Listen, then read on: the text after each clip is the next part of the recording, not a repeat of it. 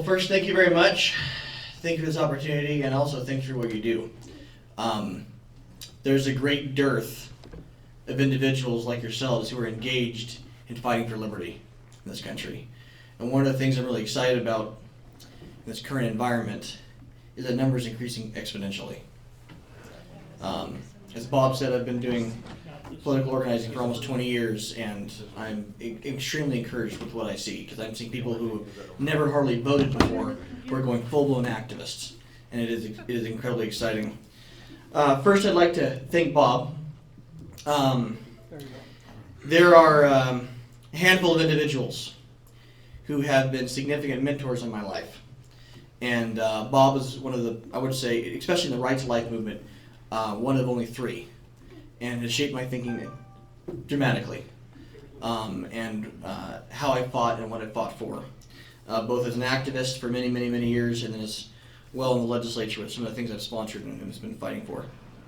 A little bit about myself. I'm going to be sharing some details of my history that I don't normally share with groups, but I think this group would probably appreciate some of it. I'm a third-generation Alaskan, husband to Haley. You saw her walk in a second ago, I believe. Homeschooling father of 4 sons, Justice, Samuel, Vinny, and Titus. And before I go on, Haley, my wife, is she's a lot of the reason I'm doing this. She's absolutely extraordinary. I could spend the whole day talking about how amazing she is. And honestly, you should vote for me just because I'm married to her. But, of course, it's not a compelling reason. Haley and I are entrepreneurs. We have 3 businesses. We're passionate about the free markets and entrepreneurship and making Alaska the best place to have a business and raise a family. One of my things that grieves me and is a pet peeve of mine, we're not the best place. We're the worst. We've been ranked by several different publications, but including the Fraser Institute, as the dead last, the worst state in the country to do business in. And I think that's incredibly unacceptable. Growing up, I had a deep interest in politics and a passion for justice, the rule of law, and fighting for the rights of the oppressed and innocent. This led me to get involved at a very young age. Now, I've now been doing political organizing for approaching, like Bob said, almost 20 years. After being elected as a party officer in the Republican Party, I met Joe Miller. And in 2007, worked with him in our ensuing effort to get rid of the corrupt Randy Ruderick. That effort failed, but we learned a lot of important lessons and got better at what we did. In 2008, I resigned as a party officer in protest in support of Bob Byrd as the Alaska Independence Party nominee for U.S. Senate. Bob was the principal candidate, and I've always tried to elevate the principles of what we believe in as conservatives, not the label, not the power club, not the elites. This kind of activity is what really, if you want to know why I'm really hating the legislature, it starts here. When I did this, I earned the undying scorn of pretty much all the party elites in the Republican Party. And I've been a thorn in their side ever since, and they've been trying to squash people like me. One of the individuals who actually also did the same thing I did and resigned in protest in support of Bob was current Representative David Eastman. He was a Republican Party officer. He resigned in support of Bob. And you can see that track record with what we are now doing in the legislature, what we're fighting for. Principles over labels. The rule of law especially, it's a huge value of David's. Fighting for the rule of law, fighting for following the rules, following the Constitution. One of the most frustrating things to me in the legislature is when something comes before the body or in committee. Nobody even asked the question. See which pocket's in here. Actually, you know what? It's my other pocket. I didn't really carry a Constitution in here. No one even asked the question, is it constitutional? They let the lawyers decide that for them. Forget about the fact that we have an oath of office to protect and defend the Constitution. They let the lawyers decide that for them, which is an abdication of responsibility. Because my oath is to protect and defend the Constitution, not to defend lawyers' opinions. In 2010, I was part of the Joe Miller campaign. It's actually where I met my wife's family. I got to know her. 2012, I was part of the effort by conservatives in the Ron Paul movement to elect new conservative leadership in the party. And of course, they subsequently kicked out that leadership. That was done by the party elites again. My whole life, I've been building a reputation as being known as a threat to the cronyist establishment and party elites. That's who I am. It was unacceptable for me to get elected to the state house for these people. This is why that when I filed for office for an open seat in Wasilla in 2020, the party elites recruited somebody who retired, a former representative from that seat, who had the name recognition. I didn't. I was a nobody to many voters, even though I'd been a business owner and an executive director of Right to Life and had been in leadership there. And it's very unusual to see what happened in that race, but we had Karl Rove and his Republican leadership committee group out of D.C. come into a Republican primary for a state house race and spend over $30,000 to attack me and support my opponent. Basically, Swamp Creature 101, as well as a bunch of other establishment groups, and well outspent what we spent. But because of the work and campaigns we've been doing for almost 20 years, because of our methods connecting with voters, we won with almost 70% of the vote, in spite of being well outspent.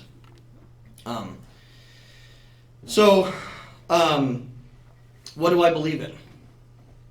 The center of what I believe in, the values I hold, stems from our Declaration of Independence and from my faith as a Christian. I'm an evangelical born-again Christian, and I believe that our rights come from God. As our founder said in the Declaration of Independence, that says that we hold these truths to be self-evident, that all men are created equal, that they're endowed by their Creator with certain unalienable rights, that among these are life, liberty, and the pursuit of happiness. And then our founders went on to say in the next few words, the purpose of government. They said that to secure these rights, governments are instituted among men, deriving their just powers from the consent of the governed. And he goes on. And that's the core, that's the foundation of what I believe in and what I fight for. And why I fight against things like federal overreach. One of the things that Bob, I think, was alluding to earlier was the constitutional amendment we filed to reverse Article 12, Section 12 of our state constitution, which is, and I'm sure Bob, have you talked about that today?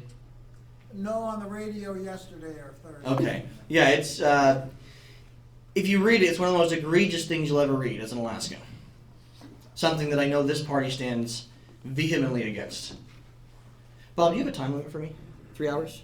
I think I've got a constitution here. Okay. No, Well, I have one in my other pockets in the car. Which do you want?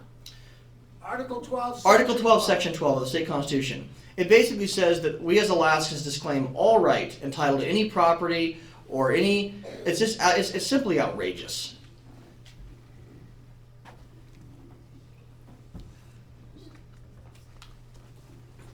Bottom left. Thank you, Bob.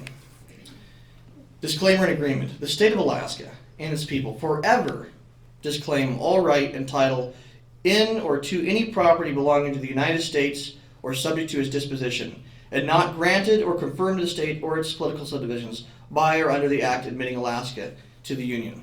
The rest is about native Right. properties. Right. And there's some other provisions like that. Simply absurd, outrageous, a total contradiction of being on equal footing with the rest of the states, which was guaranteed in the State of Compact, a total contradiction of the U.S. Constitution.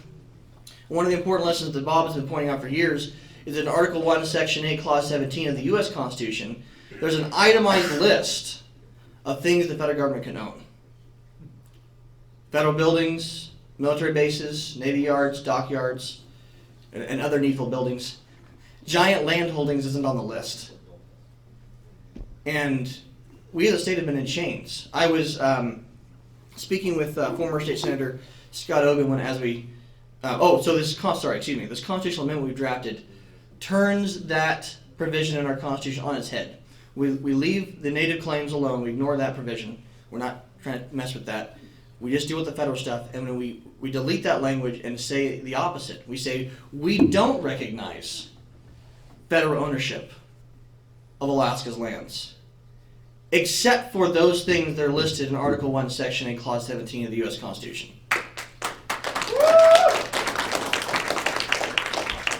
It's a little bit surprising when we filed the bill. We actually got a little bit of coverage out of the News Miner and a few other publications. I believe Alaska Watchman might have covered that as well.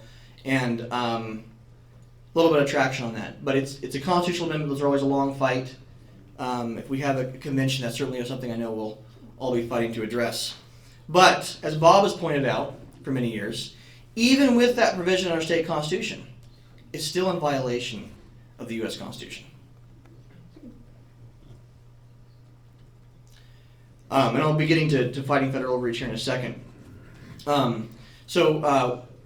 What I believe as a conservative, it stems from those principles in our Declaration and the Article 1, Section 1 of our state constitution, the opening words of our Constitution, which are incredible. It reads, this Constitution is dedicated to the principle that all persons have a natural right to life, liberty, the pursuit of happiness, and the enjoyment of the rewards of their own industry, which of course we've seen is trampled on by our state government with the lockdowns over the last 2 years, and of course local governments as well. Simply outrageous. One of the things that's pushed me to run. We have to have two things out of a governor. First, that their oath of office means something, that the Constitution means something to them. And number two, that they're willing to fight.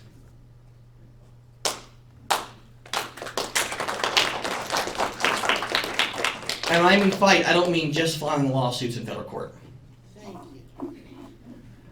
I mean actually telling the feds where to get off sometimes. Yes.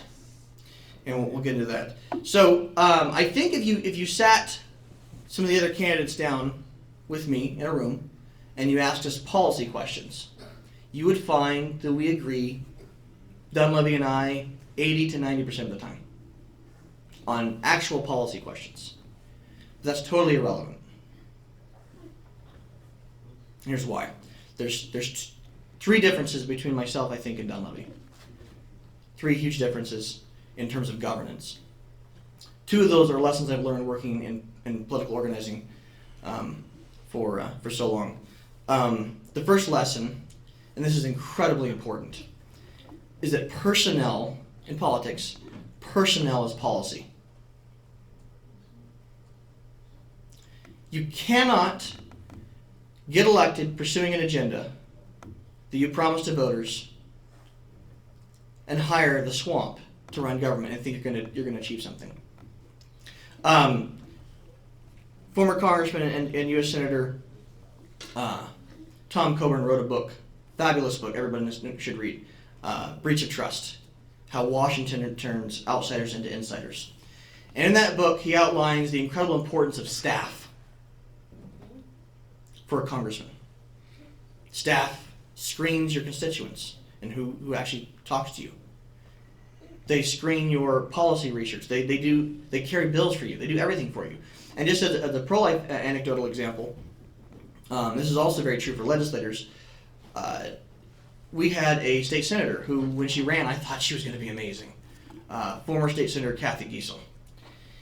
And Senator Giesel came to Right to Life, and I was the PAC chair, and we had a smorgasbord of pro-life options for bills she was going to sponsor, and she signed off on a bunch of them, and we supported her, and I thought she was going to be amazing. I knew her in the party as a leader in the Republican Party. She was solid. I knew her as a pro-life leader in Anchorage and the community, and for the pregnancy center, and we thought she was going to be amazing. And nothing happened at all. And 2 years later, she comes back before us, because it was a shortened term because of redistricting. She comes back before us, seeking support again, and we asked her, why not an ounce of movement or even interest on doing any of these bills we talked about and you said you were going to sponsor? And after we got through all the smoke and mirrors and we got down to the actual admission, what the deal was, she said she could not sponsor a pro-life bill because she had hired pro-choice staff. And this is a pro-life leader. The point being, staff is everything. And yes, you have some strong legislators who will disagree with their staff and keep going, but the staff carries the bills. That being true of a legislator is a million times more true for a chief executive. Because what does the governor do? He sets policy, he negotiates, he uses the bully pulpit. But when it comes to policy execution, it's delegated to staff and commissioners and deputy commissioners and down the line. You cannot hire the swamp to run state government and think something's going to change. You cannot hire the Ben Stevens of the world to be a chief of staff. You cannot hire people like Ann Zink and think you're going to have great leadership when it comes to Alaskans' health care. You can hire the most competent people in the world who have all the experience. But if they're not committed to the same direction that you promised voters when you ran, then they can be competently working against you. We see that a lot in lots of administrations. We see that with President Trump. He did extraordinary things. I was blown away. I've been so jaded with so many Republicans that have been elected. I was blown away with the things he accomplished. And he was still thwarted. As many people as he swept out of state or federal government, he was still thwarted by the swamp, by the deep state. And the deep state exists. The perspective of the bureaucrats is, you, the politician representing the people, are here for a short time. I, the bureaucrat, am here forever. And they can stymie and wait you out. That's perspective. And while, yes, many state employees are classified, which means they're unionized and you can't just fire them without significant cause. It's very difficult. There's a lot of employees that are partially or totally exempt. And that means you can, around, I'm not sure the exact numbers, and you get a handle on this number, but it's around 1,000, or between 500 and 1,500 individuals, appointees. So one of the things we've been doing with the campaign is we've been building lists of people for different positions that are going to be solid. The most important job I will have as governor is who I hire. Without question. The most important decisions I will make is who I hire. Not the policy positions I say I'm going to take. It's the policy positions I'm going to take through who I hire. Because those are the people that actually do the execution of the policy. And I'm not going to be an absentee governor like we've seen. I'm going to be very involved in the policy decisions day to day and in the meeting out of the policy. But if you don't have people fighting for this that are actually part of the team, then you're going to get nowhere. A couple examples. Recently was I think it was a town hall meeting in the Mat-Su. Our governor was speaking to a crowd, and there was the Department of Health and Social Services, and I hope I'm getting the details right. My wife was there, she can correct me if I'm wrong. The Department of Health and Social Services had an event in which they brought in Planned Parenthood as the keynote presenter. And we're sponsoring this organization. And, with government resources. And the governor was being questioned about it, and he said, well, maybe that's what the department believes, but I don't believe in that. Well, they work for him! I am not the kind of politician that's going to say, oh, my hands are tied, the legislature won't let me, they don't like me. The courts are mean, they won't let me do anything. And we'll get into that in a second. The second lesson I've learned in politics is that politics is war. You cannot be effective thinking you're going to be all things to all people. You run on a platform, You make the promises to voters, which, by the way, I've kept all the promises I made when I ran for state house. We have a record you can look at. You make promises to voters, you campaign on a platform, and that's your job mandate. That's what you were hired to do.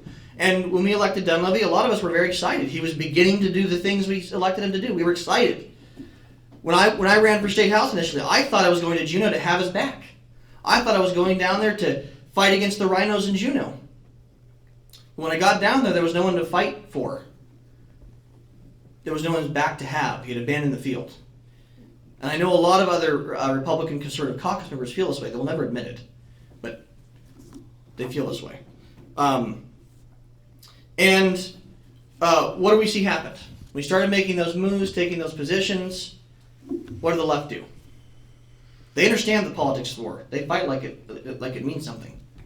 They started the recall project. And what's happened with the recall project? It's done. It's finished. They've accomplished their objective. They've shut up shop, and they've completed their task. They beat our governor into submission.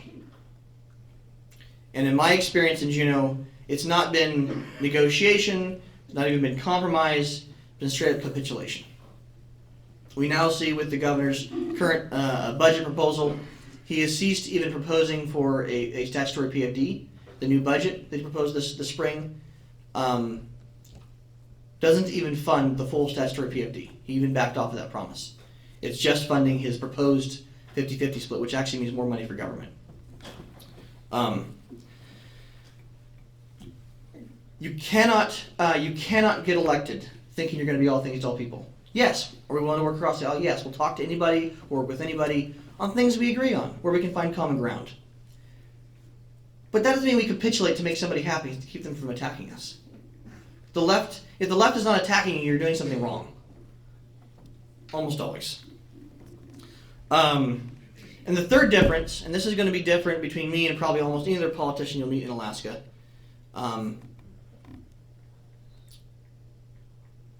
is I don't believe in judicial supremacy.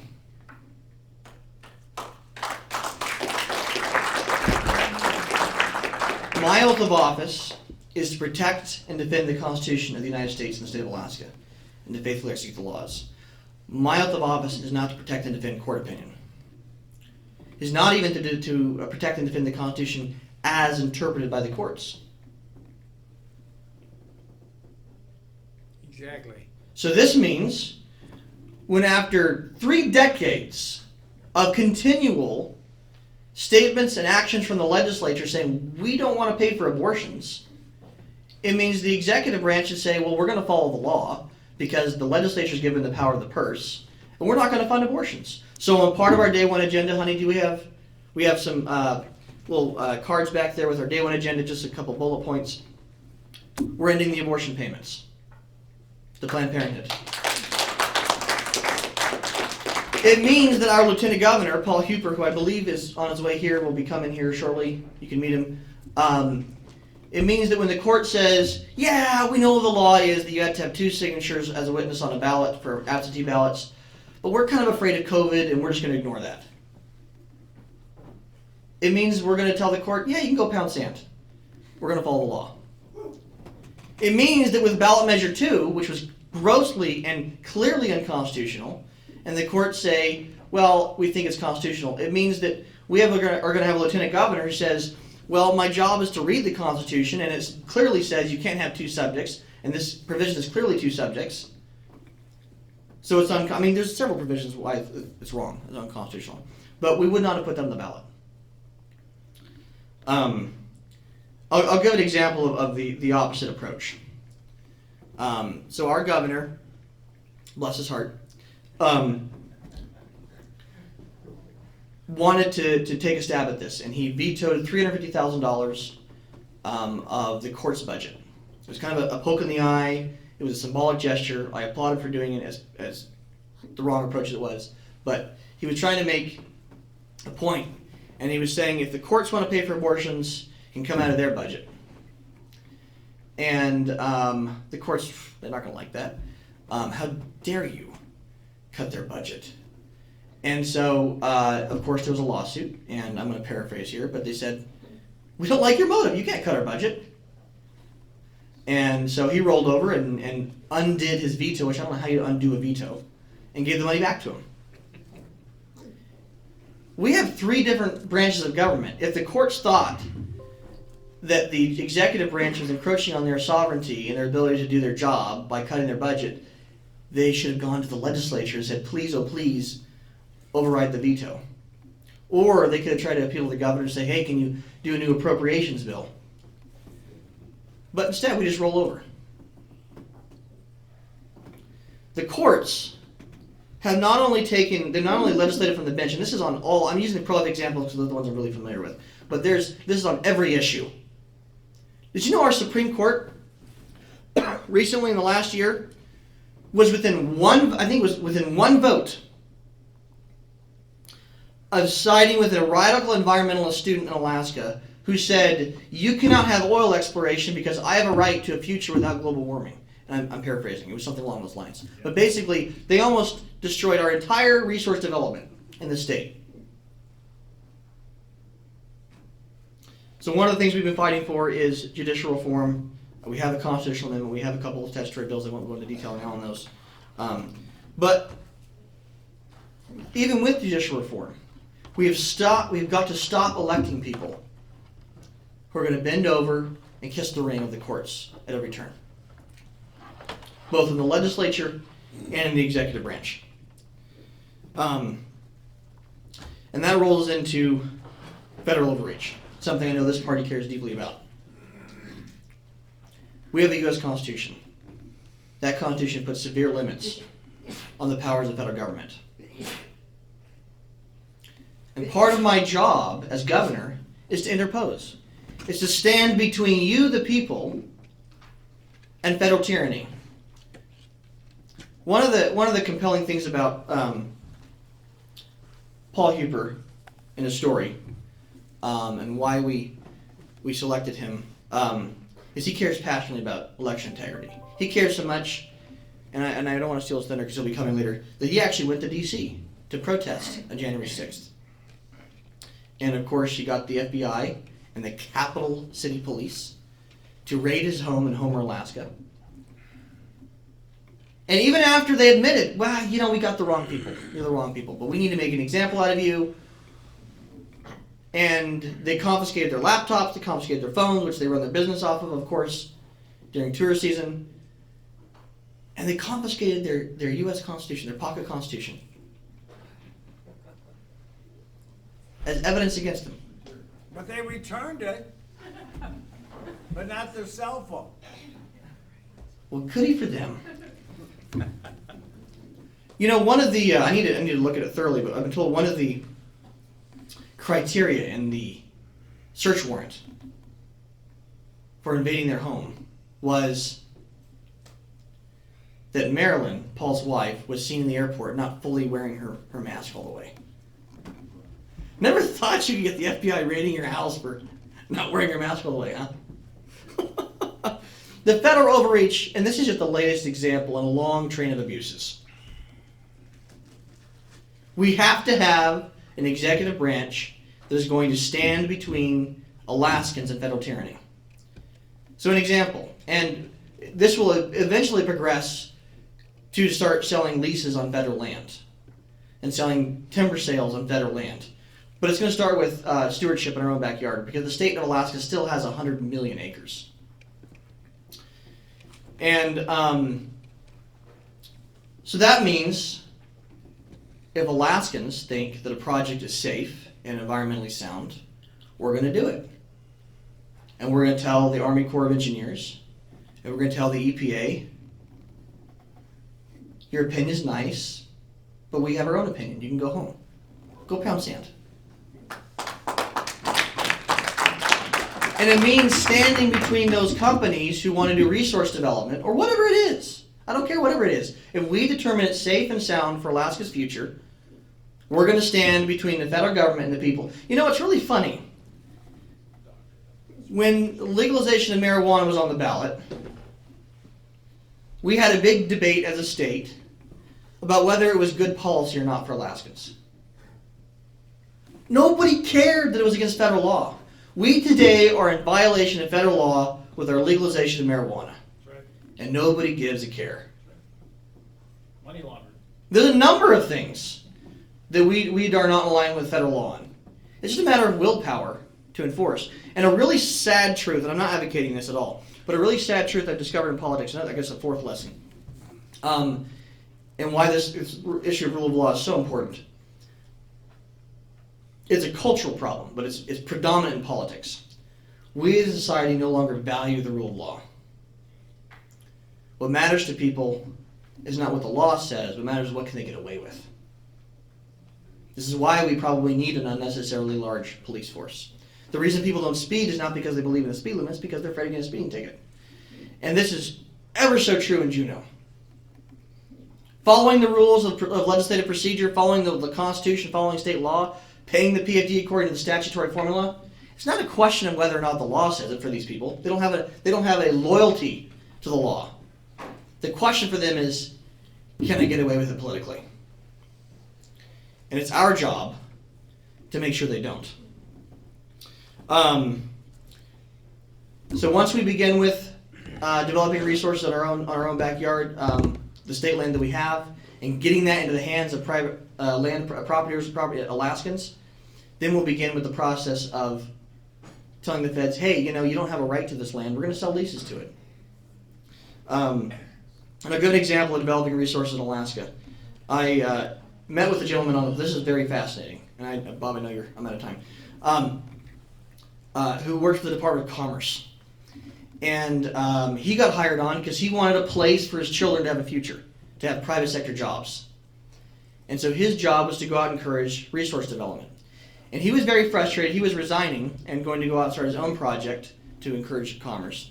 He was very frustrated with the administration. He said that Alaska has been approached in the last several years by 7 different international buyers who want to buy our coal. But we won't sell it to them.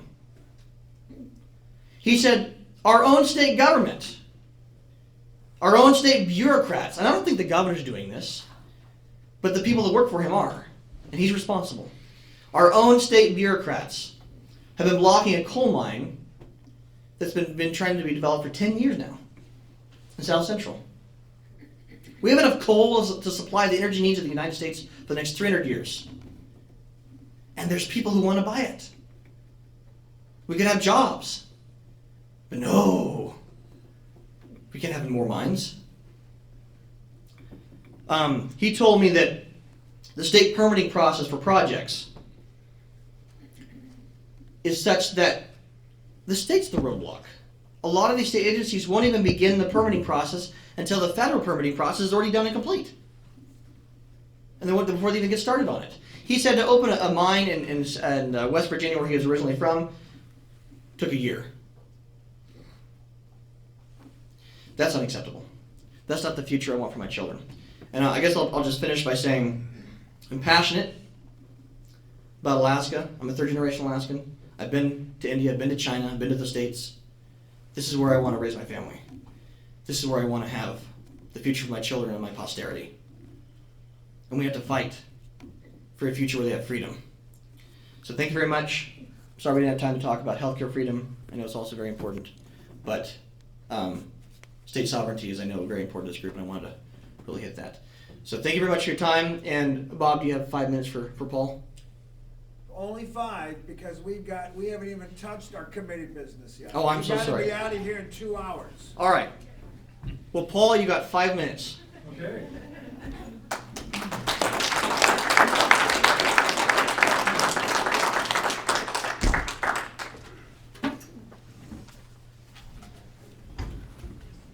Paul and Marilyn Hueper are alive because they're not me.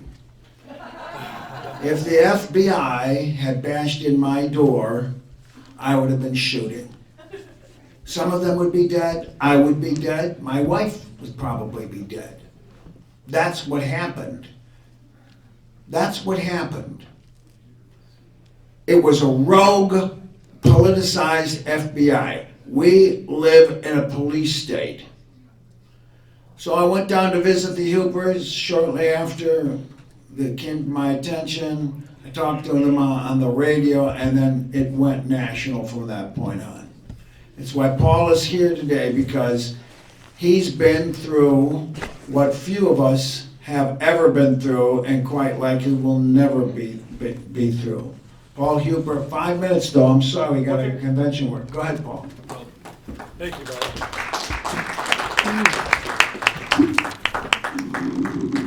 Okay. What a privilege to speak in front of true Alaskans. You know, we see the two-party system in the state of Alaska getting atrocious results. Resource development, to education, to business friendly. You know, this group here I resonate with. You know, it's really hard to be part of the Republican Party. I'm just going to be honest with you. And many of you left for all the right reasons, and there are reasons why I've decided not to. I'm hoping to be an agent of change within that party. But to that party, now this group here, I'm not going to be speaking necessarily to you, but this is a message to Alaskans, to Democrats, Republicans, and so forth. But the message is really simple. Wake the hell up. What happened to our state? My God, we just got shut down for 2 years, right? We got shut down lock, stock, and barrel by our governor, who's supposed to be conservative. I remember there was a point in time where I had to get a permit to drive down the road. I couldn't go to church.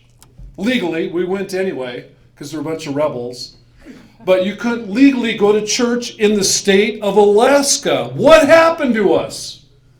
This is crazy that we would let this happen. I can't even blame the Democrats, because they are who they are. But it's up to us if we're going to fight to save this state, fight to save this country. That's right. We had people dying in our hospitals down here. You couldn't even go and visit them. I mean, I know there's people in this room that have got relatives that died in the hospital, and you couldn't be there. That's the worst thing that can happen to a human being. Fortunately, Sarah Vance is trying to send a bill through down in Juneau. Our PFD, okay? We had a supposed conservative Republican governor by the name of Walker come in, 6 years ago, whatever, and stole $15,000 from every man, woman, and child. $15,000 and counting. We sat back and did nothing about it. I can't even blame the Democrats. I'm going to look at myself. I'm going to look at the Republican Party and go, where were you? Where were you? And they send it through to a illicit judge who rubber stamps it. And meanwhile, we've got people who are going onto the poverty roll right now because they can't afford to feed their families. That $15,000, think about that. What that does between somebody who's poor and somebody who's in poverty. And now they're on the state dole. Now we got to pay for them. We went in 4 years ago when the governor started, 48th in education. Okay, we're still 48th in education. Where's the money? I know a ton of it went into the bush, and I've got my own theories about the bush, but frankly, I'm tired of us giving money to the bush. That's got to finish. No more money to the bush because they have no dignity left. The hunter-gatherers, the men in the bush, have no value. And therefore, alcoholism goes up, and rape and incest goes up, and we get stuck with the bill. We got to shut that tap off. We don't need a state income tax. We've got a spending problem. And we spend 3 times more than any other state, and we're ranked 48th in education. Money's not the problem. We're 50th in business friendly. 50th! We're behind the state of California. We're Alaskans. We're industrious. We've got the best people alive on the planet. The most industrious people alive on the planet with the greatest resources, and we're ranked 50th. So yeah, I've faced the overreach. I understand. I've got nothing to lose. I wasn't looking to be involved politically, but I'm honored to be asked by Christopher Kurka to run alongside of a fellow patriot. Anybody else would ask me? Charlie would have asked me, ain't gonna happen. The governor would have asked me, not gonna happen. But this man over here is a true patriot. He needs to be down in Juneau. he needs to be running this state. Not the current governor, not Charlie, by the way, who was super soft on super soft on the mandates. You hear, oh, but he fought for us. Oh, really? The hospitals got shut down. How was that? Did he file any lawsuits against the hospitals and the contractors? Did nothing.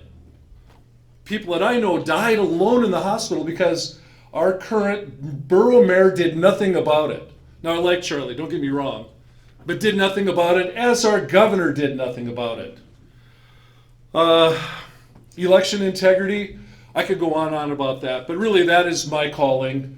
We were at January 6th in DC, and 3 months later get raided by the FBI by mistaken identity. 7 guns pointed at my head coming around the corner. I've got nothing to lose. I face down the federal government, as we all need to face them down and say enough, enough, enough, get out of our state. How much land do you already own in Alaska? Too much. We own a pittance, what, 2% of the people own land in the state? 0.3%. Okay, there we go. I was being overly generous. The bell rang. Okay, last of all, we need to lead the country. Why are we letting Florida lead?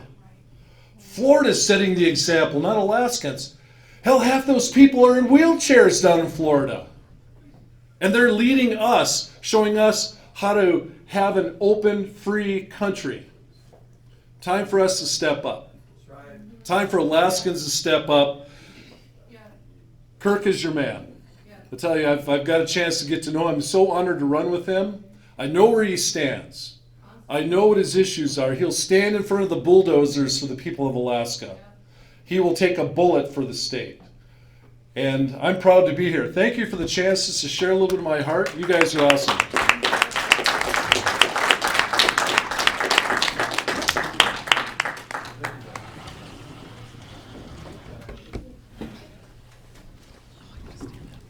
Please take a stretch break. We are now going into general session. I know not all of our committees are finished for the reasons mentioned in number 1, meaning that you have to go through the FEC. I'm going to try and zoom this larger, please. Bear with me.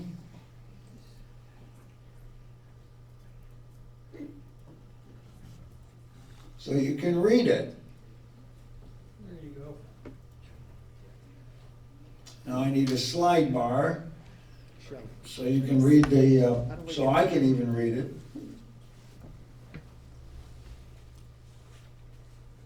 It's the best I can do. All right, next. Article 4.02.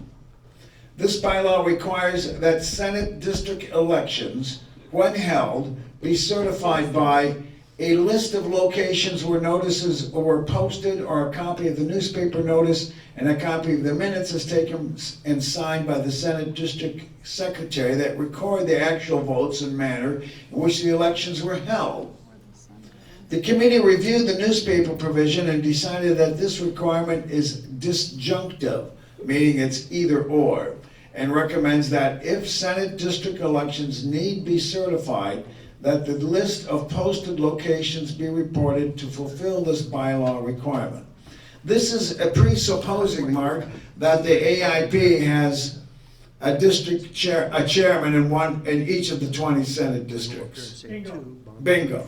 So it's an irrelevant concern At this time. at this time. Article 4.19, this bylaw requires that to secure AIP support, a candidate for public office must be registered as a member for 30 days. This prevents candidates using the party as a rent-a-party. This provision can be overridden, however, by the executive committee.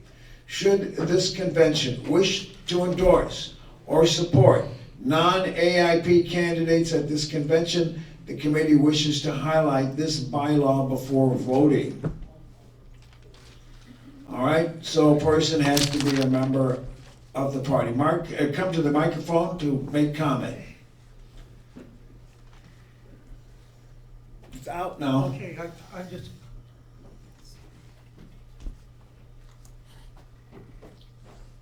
Check the button. that's what I did. Power. Good. Good, can you hear me? Okay. Number one, with the primary situation being what it is, we don't know what is going on with anything until after the primary to see what is coming on. Because none of the candidates are gonna have a party affiliation in the general. And the normal primary, which we support in our bylaws, is no longer. So we're waiting to see what the court is going to do. But we can support non-AIP members if we do not have an AIP candidate running for that office. We cannot. We can support, Okay. but we cannot, but that's under the proviso that there is no AIP candidate filed for that office. All right. Item D, Article 9. This article deals with primary elections. As the membership knows, there are no longer real primaries due to ranked choice voting, or Proposition 2. The committee recommends a wait-and-see approach and refrain from repealing Article 9 in hopes that RCV ends sooner rather than later. Article E, or point E, Article 5 and 7 require Robert's Rules of Order for state convention and state committee business. Yes, there's no recommendation made there, just a comment. There was a question that was brought to the committee, and we answered that question, so we wanted to make a note for the rest of the body. All right. So this report from the Bylaws Committee is more or less housekeeping, and they found the house either better left as it is for now. Is that safe? All right. We're gonna call for any further comments before I call for a voice vote. All those in favor of accepting the Bylaw Committee report signify by saying aye. Aye. All opposed? Ayes have it. Thank you for the Bylaw Committee. I know that the Resolution Committee is working like Trojans right now, so we're going to wait and now go to the platform planks. The platform committee is also Still at work? working like Trojan X. Yes. So we're gonna cover what we've got. All right? Russ, I would like you, as senior chairman, if you would like to guide us through this very important item. You're gonna, because of this endless problem, you're gonna have to come up here and read off of the laptop. As senior what?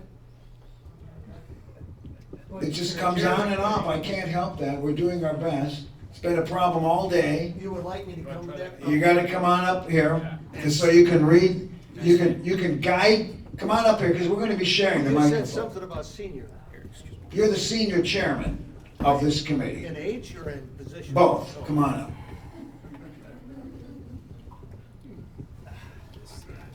Do I have to be able to walk?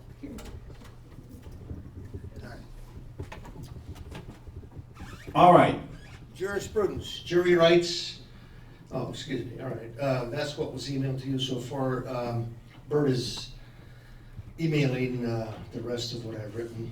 This is from the platform committee. Mr. Chairman, we have worked long and hard at the time we've been allotted, and we have not been able to finish what we were assigned. What we are restructuring, not changing the platforms, but restructuring them in such a way where they can be easily read. So our number one platform would be jurisprudence, sub-platform jury rights, and grand juries. The AIP supports the constitutional right of Alaska's grand juries to investigate concerns to the public welfare or safety, especially misconduct by public officials and entities, and two, the right of citizens to approach Alaska's grand juries directly with evidence and concern of such misconduct. So I want to clarify, Yes, is this something that you are offering as a new plank to add the grand jury? Yes. Okay, all right, so this is going to be added if we approve it, That is okay? All right, so right now, we are going to ask for any debate. What we've done here is added grand jury rights to jurors' rights, which basically refer to pettit or trial juries. That was in regards to jury nullification, where our platform's plank says that we believe we can judge a law, which is an historical fact as far as the common law.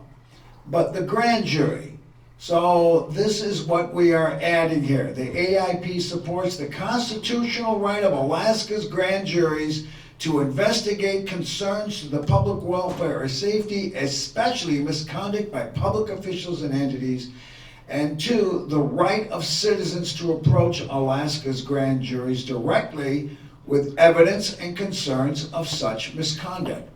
So if a grand jury is meeting, and Toby Burke was an alternate grand jury, if I came to you and I said, there's a corrupt official, I'd like you to investigate it, this would be putting the party in favor of that. Mark, you have your hand up. Come to the microphone, please. Would this be a new plank, or would this be in a already part of our jury nullification plank, I don't know what the jury nullification plank is, so. where we support the full? We support, now this is new because there's nothing in there about grand juries, Okay. all right? So this is an addition. All right, is that clear, Mark? Yeah. All right. Also under jurisprudence, as I said, we have jury rights, grand juries, and we have election of judges. We have not developed that, but as you know, judges today are recommended by lawyers and appointed by powers above them, and we want them elected. So they're responsible to the people. Thirdly, we respect all human life. We'll develop that, what that means, and not only means the right to life for the unborn, but for the born, the elderly, the infirm, et cetera, all human life. The Well, hold government. off on that because I want to just do number one. Oh, yeah, I'm sorry. We're gonna, before we go to the other points here, I want to compliment, looks like a very well-written plank. Mario, you are one of, I'm sure, several lawyers in attendance. I would like your comment about grand juries as a lawyer.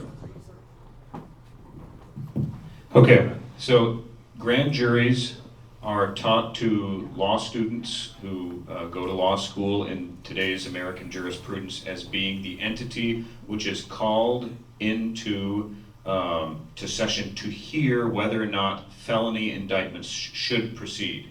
That is what lawyers are taught to regard grand juries function as. There's the saying that lawyers have that a grand jury will indict a ham sandwich. Why do they say that? Well, it's because the idea is that there's probable cause to believe that a felony has occurred.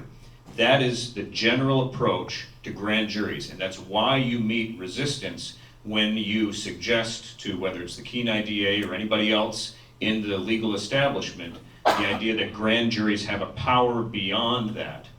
They function the same way both on the federal and the state level insofar as you are called for grand jury duty to hear and decide whether or not there is probable cause a felony has occurred. I have not done the research, and so I don't want to put myself too far out. But from what I know of what David Haig has done, and from the folks who have assembled here in Kenai, there is reason to believe that grand juries have far more rights than simply to decide whether or not to proceed on felony charges. And on that basis, I can support this party platform because it is tethered to a constitutional right, and that constitutional right itself should be tethered to the traditions of Anglo-American jurisprudence, which those are traditions that are centuries old, not just as old as our country. It dates back to the Anglo-American law. And the principle that animates this is, yes, there is potential in any government that your officials could be corrupt. In this particular instance with Mr. Haig, he is alleging and has alleged that there are particular officials are corrupt. The grand jury is supposed to be a safety valve. that when there are officials who are corrupt and are covering for each other, the people have the right to investigate, not simply to suggest that a felony has occurred, but to investigate and use the powers of the state pursuant to the constitutional method of the grand jury to find out what the facts are and then to further consider the crime. So that's my understanding of grand juries. You know a little bit now of why lawyers are hesitant to suggest that a grand jury has the sort of power, and now you know my thoughts on it. I'll be supporting this as a platform plank. Thank you. If there are no further comments, I will call for the question. And this is on jurisprudence to add to sustain what we've already had regarding jurors' rights, but in this case, grand jurors' rights. All those in favor of accepting item number 1, please signify by saying aye. Aye. All those opposed? The ayes have it. Now we're going to go to the respect all human life. And that is a characterization. You're not exactly taking it from the exact wording. Is that correct? That is correct. That's a characterization in a broad statement. It's yet to be defined, but I gave you a little bit of what we're after. It's not only the unborn, but the born. At all I think levels that's of life. supposed to say value and respect. I think Value and not respect, you're value. right. You're right, that was value and respect. I can't change that here. Thank you, John. We'll change that. Okay. All right. Any comments? So is this taking a stand and go on capital punishment? It's not taking a stand of capital punishment. Okay, I'm just saying. At this point, it's not. Right, but I'm saying it's so broad that a lot of people could read something. Yes, and it will become more specific in subtitles, as we call them. As such, that if it needs improvement, we're not going to hold a vote. No, it's correct. All right? That was your intention. That was your intention. Yes, John? I would encourage adding after the life, putting a comma and saying life begins at conception, period. Okay. Shelley, would you make that point, please? So again, we are in general session in tweaking and improving these things. We're not going to take a motion here. All right? Same thing with personal liberty and the role of government. That's to be developed. That's to be developed. Monetary policy and spending? The AIP equals a full PFD, period. As established by law. We don't want anything changed. We want it reestablished that whatever's in statutory law, we're entitled to half of what's spun off the permanent fund. As such, there's no motion needed here because it's already part. There's no action to repeal unless there's a motion now. Sound currency leads to gold and silver backed currencies. Arthur, is this something you added in for this committee? Correct. All right, would you please come to the microphone on the floor, Arthur? And while Arthur makes that a recommendation, I need some water and I'm going to be right back. But Russ, you are running things now. Thank you, Arthur. Thank you, Bill. So, because of the current fiscal irresponsibility of the Federal Reserve, which threatens the very dollar collapsing, which would collapse the value of any real asset, paper asset, stock, bond, and anything that is denominated in dollars, and that poses a very real threat to the wealth contained within the PFD. We need to take all of the assets that the PFD currently is distributed into, liquidate them, and put them into physical silver within the jurisdiction of a Alaska located vault. Okay, that position will be debated in committee and brought up before the next convention and voted on. Is that clear? Does everybody understand what Arthur said? Good idea. Good idea? Yes, sir. Right. Makes me so that's not Yeah. exactly anything. No, nothing. Wishes and dreams. That's not so you can't read. Right. So Representative McCabe has a bill in the legislature, in the House right now, House Bill 167. I have testified in support of that bill to recognize gold and silver as legal tender currency, not subject to taxation. And I would encourage Testimony will be taken again on the 28th of this month, and they're looking for people to testify. Is legal tender the proper verbiage? Well, he talks about a specie and coin. However, coin has always been, one definition has been currency, like in the paper dollar. So they want to recognize that and bring it up to the same statute as tender currency for all debts, being payable as debts, but not being forced to take gold or silver as a payment of that obligation, but the option to take it and not being taxed on it. So it's a choice. It would be a choice. Let me read this again. Sound currency. The Alaska Independence Party supports gold and silver-backed currencies for the full recreation of the PFD fund out of insecure fiat USD denominated assets, meaning the US dollar, Arthur, and into physical silver within state vaults. Yes, and I want to point out that I would like that to be looked at here and now, because Okay. time is of the essence with this. All right, I'll call for a vote. Does anybody have any objection to what was read? John?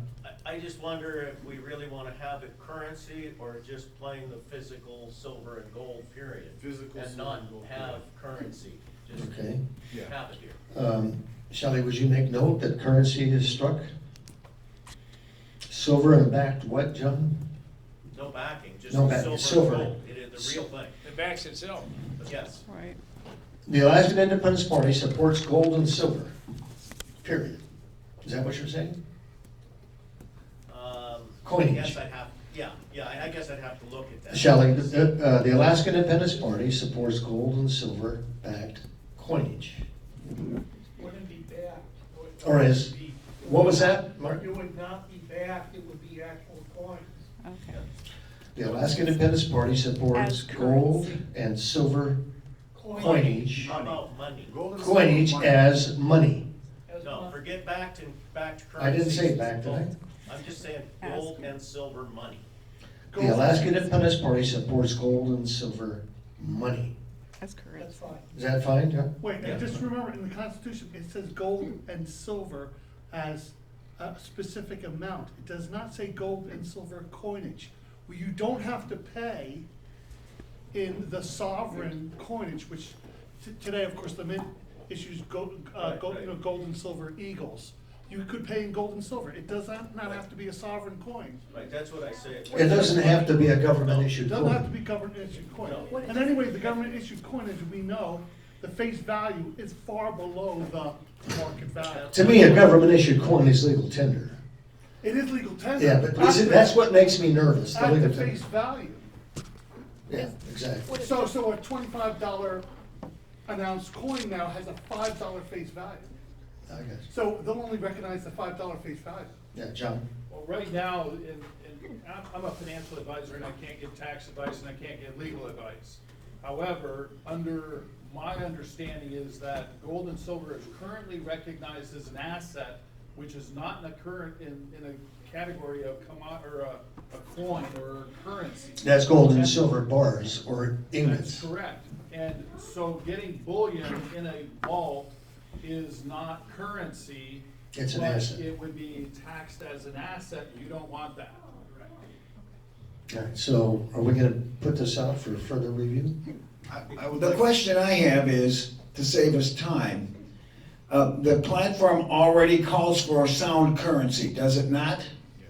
And so what you are hoping to add is to get into some of the details and giving Alaskans a correction to the violation of the US Constitution. Very, very much so, and I wanna reiterate how important it is to act on this now because of the current financial turmoil that is going to beset the United States federal system. And which silver may indeed have an important role. But what I'm asking here is, Russ and Arthur, is this plank, as it's written, different from what is already in existence? Yes. It is, so we're gonna make a motion here then, okay? and that is the Alaskan Independence Party supports gold and silver-backed currencies. No. Gold and silver-backed coinage. We haven't Gold edited. and silver You've made a We change. made a change. Okay, very good, thank you. Silver money. Is there any further discussion? Gold and silver as recognized as. Not coinage, because he's explained coinage, the coin you get Okay, is so $5. what do we put in there if we don't put in coinage? Gold and silver. But in the Constitution, a dollar is defined as a certain amount of silver or gold. It is not defined as coinage, it's not defined as the coin of the realm. Are It's you- assigned by its purity and weight, that's it. That's the US Constitution? That is money, that's the money. Okay, can you read that definition from a impartial source? No. You can't. It's not in the Constitution, but one ounce of silver is $1. One, No, it's not 1 ounce of silver. It's a certain amount of grains of silver, which is, 437 and a right, half. it's short of an ounce. It's short of an ounce? Right. Okay. 437 It and was a half grains Grains. of silver is $1. 437 and a half grains of gold is $50. We're getting in the weeds. I've missed something when I took my break, I think. Do we have something we want to approve here? I think it needs work. Yes. Yeah, we need to. Needs work. Well, that's one, Benjamin, you're recognized. Go to the microphone.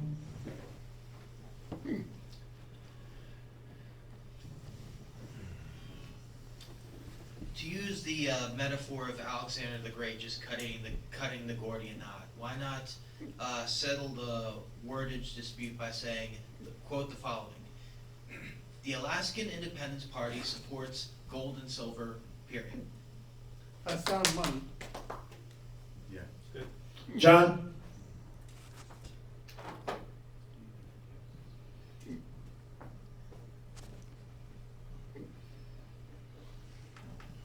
So this comes from the Sound Money Defense. Gold and silver recognized as money in Alaska.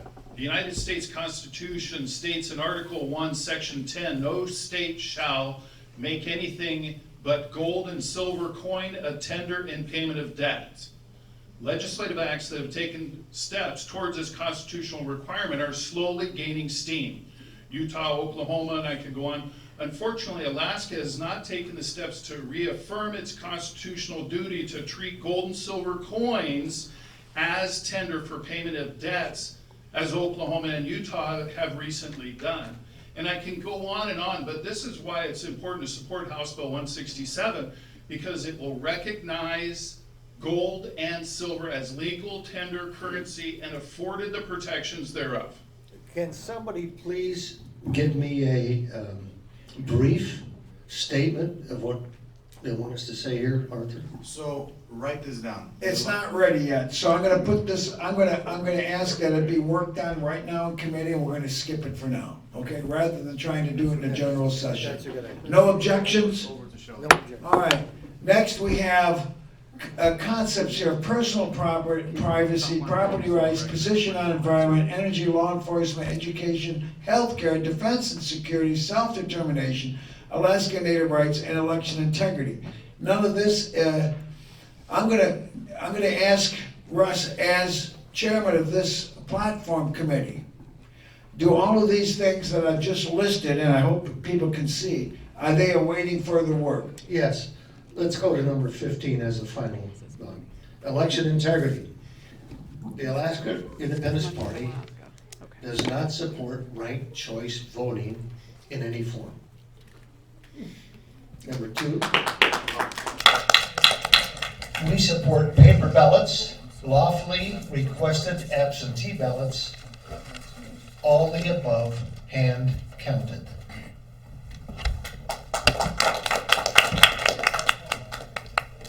That's a plank, you're ready for a vote, okay.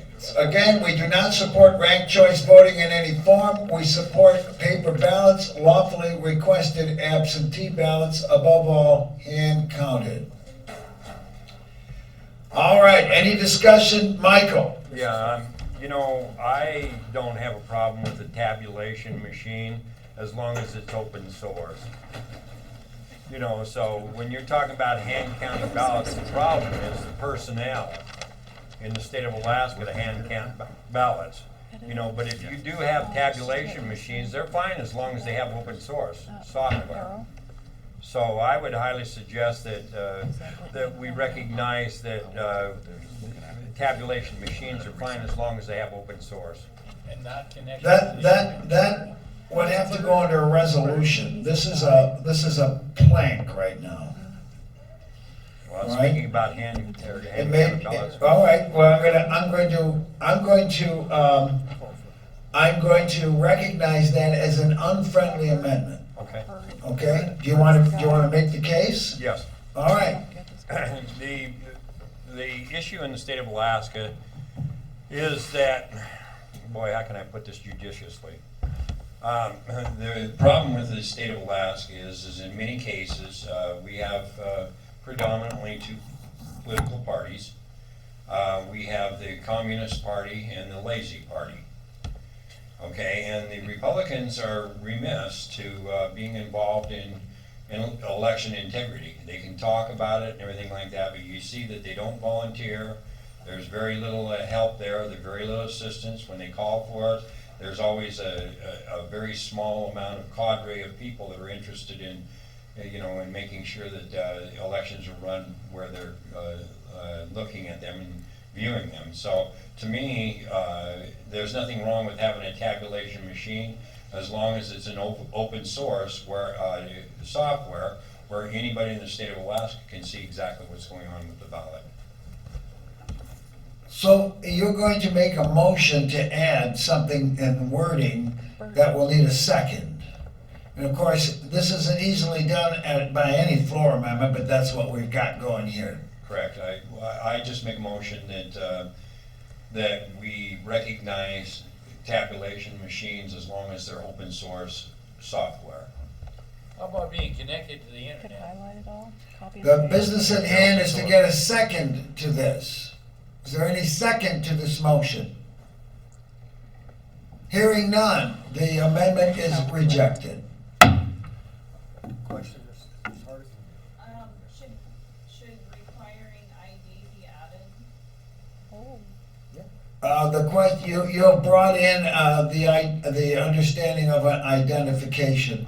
This then gets us into, you'll have to bring that up with, as a floor amendment. Point of order. Go ahead, Philip.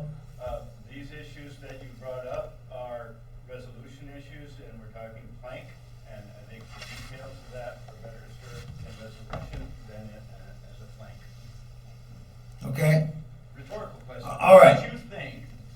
So we have here the committee's report. The committee's report is election integrity. We do not support ranked choice voting in any form. We support paper ballots, lawfully requested absentee ballots, and it should be above all hand counted ballots. We'll add that as a correction. Not all above hand counted, but above all hand counted ballots. Is there a motion to accept this? Point of order, I don't think that's the correct interpretation. I think it's referring to the previous clauses, all above, meaning both the support of paper ballots and lawfully requested absentee ballots. So I'd ask for a... That's a very good point. it should say all the above hand counted. All before. In other words, all the above being hand counted. Correct. That's my understanding. Yes, I think is that the correct interpretation? Yes, sir. All right, so we support paper ballots, lawfully requested absentee ballots, and all of the above being hand counted. Is that a proper characterization? That's my understanding until the chair Correct. suggested something different. All right, so that's how I'm going to ask the scribe here. As you see it on the screen, where it says all above hand counted, it should say lawfully requested absentee ballots and all of the above being hand counted. Yep, it's being scribed in right now. All right. I just think there's an oversight. There's a presupposition that the preferred method of voting is in person. There's nothing in there about in-person voting. That's correct, and I think we would, if that's an issue, the objection is that it ought to have in-person voting. Is that a floor amendment? Point of order? Yeah, it would be a floor amendment. Please go to the microphone.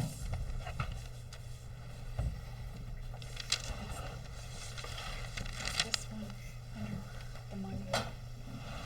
I propose an amendment to the plank there that the preference be voting in person. So let's try this wording. We support paper ballots, comma, in-person voting, comma, lawfully requested absentee ballots, and all of the above being hand counted. With the other amendment of, since it's going to be in person, that an ID, a lawful ID be presented when it's in person. I'll ask the scribe to read it and where we should put that in. Would the scribe please read out loud what we have now, and because he's going to add one more thing to it. Well, you've got, That's money. AIP does not support. Should we send them? We're at number 15 here on the screen, which you can't see now. On election integrity. Send it. Support paper ballots, lawfully accepted absentee ballots, and all of these above being hand counted. Okay, so we want to, at that line, we support paper ballots, comma, How about in person first? In person. In-person paper ballots. Paper and In person with ID. The lawful ID. In-person paper ballots with proper government-issued ID.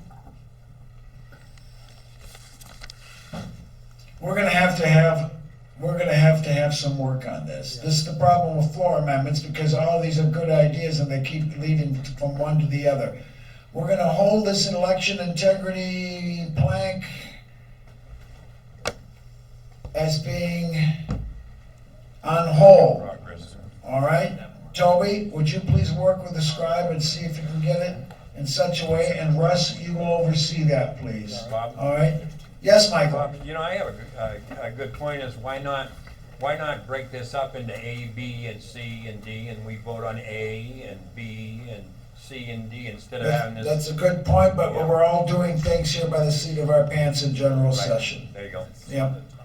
So, we want to try and make some sort of, we have to leave here at 5. That's an hour and 15 minutes. Moving on. All right.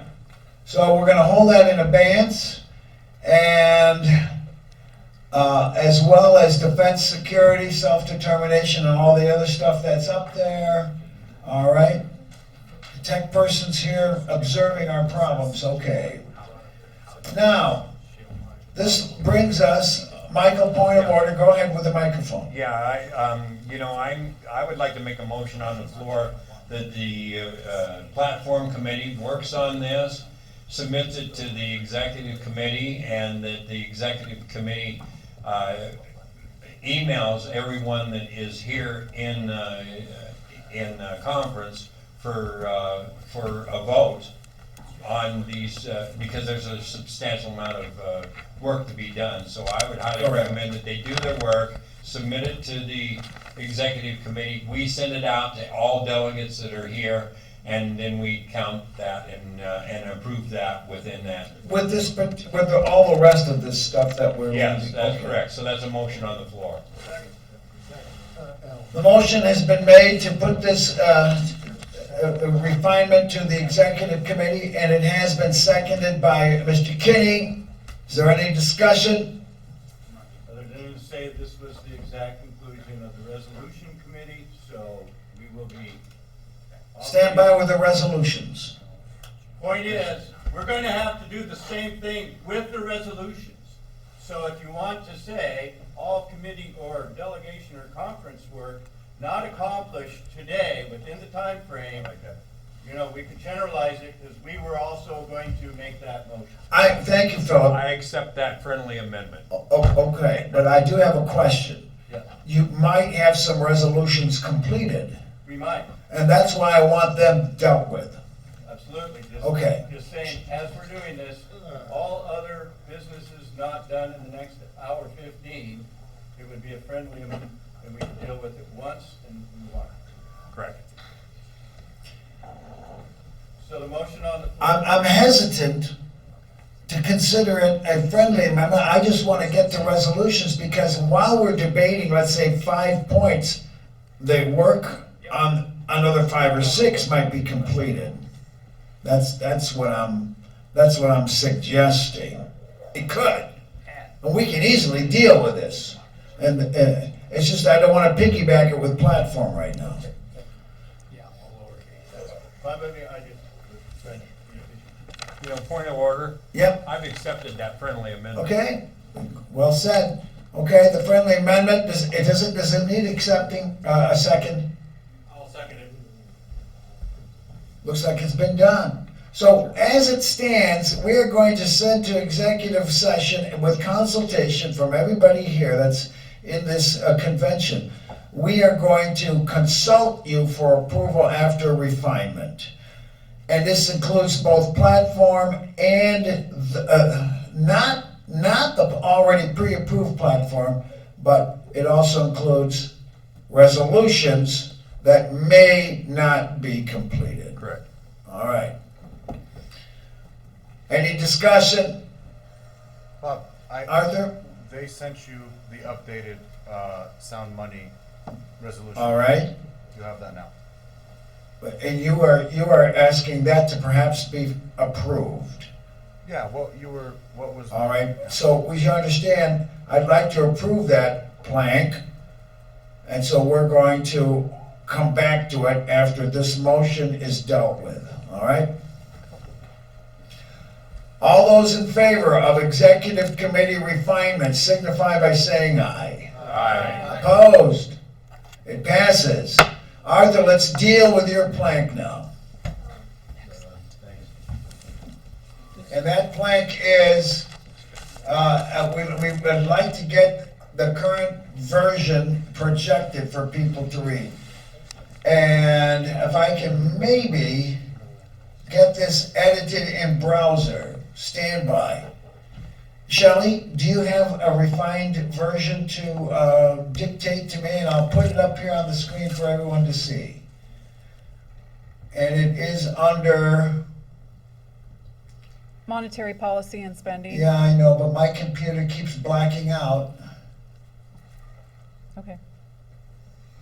Would you just read the amendment that we just did? It says the Alaska. Monetary policy and spending. You'll need the microphone, Shelley. As money.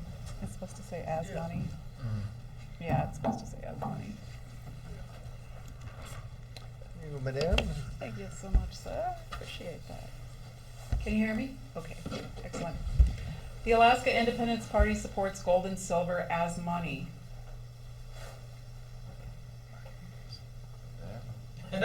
Oh.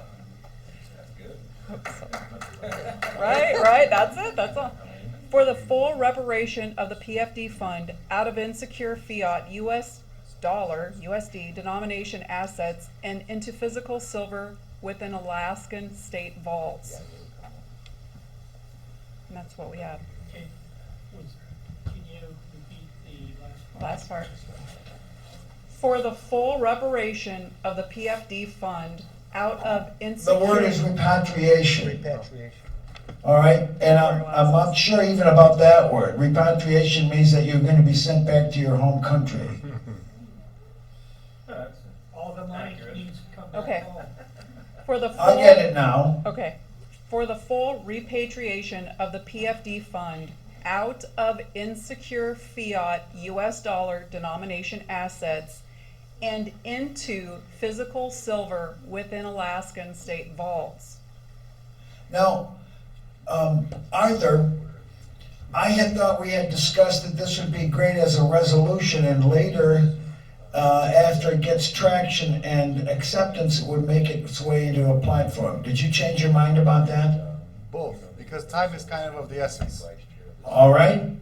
So, So I'd like fine, to- it's going to be in a resolution as It well. will, is yeah. what- that was my question. Yeah, well, Mark? I think we should just do we support silver and gold as money, as the platform, and then address the rest over in the resolution, because otherwise we're gonna be bogged down and we'll never get it done. We need to be pragmatic about it. That's an unfriendly amendment, which is good for discussion, okay? If we get. I want to make sure, first of all, Shelley, I have the part that Mark is willing to accept, if I have it correctly here. The Alaskan Independence Party supports gold and silver backed money. No, gold and silver as money. Gold and silver as money. I'm going to change that then for the screen. As already defined in the Constitution. Correct. And that should be part of the platform. We're not asking for anything. And that would be great over with that without being bogged down in the minutia. And this is I'm trying to be friendly with it. We're going to take care of this part right now. Correct. And the question from Toby is, as already defined in the Constitution, is that what you said? Yes, it's defined as a certain amount of grains of gold and or silver or gold. It's defined in both. Just going to leave it here. The Alaskan Independence Party supports gold and silver as money. Is that sufficient? Is there discussion? I think the presumption is that we're proposing something new.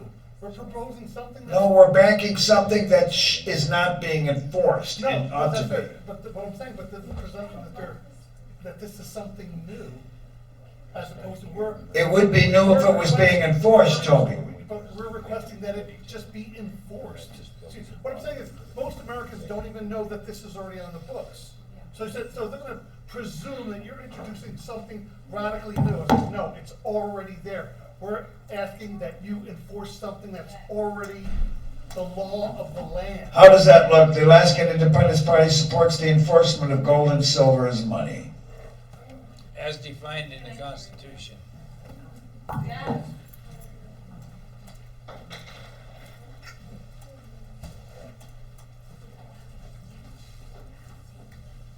How does that look?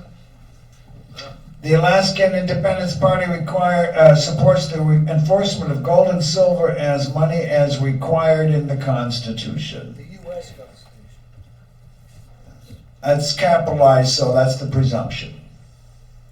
Because it's not in ours. Okay. All right? Having heard and grateful for all the refinements, Not Francis. I'm going to call for the question. All those in favor signify by saying aye. Aye. All opposed?